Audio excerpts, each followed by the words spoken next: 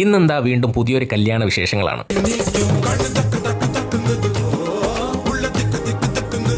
Kollam കുരിപ്പള്ളിയിലുള്ള Alvin കേറ്റേഴ്സ് and events ആണ് ഈ ഫുഡൊക്കെ സെറ്റ് ആക്കുന്നത്. അനുഗ്രഹ ഓഡിറ്റോറിയത്തിൽ വെച്ച് നടന്ന അതുലിന്റെയും അഞ്ജലിയുടെയും കല്യാണം വരുന്നു.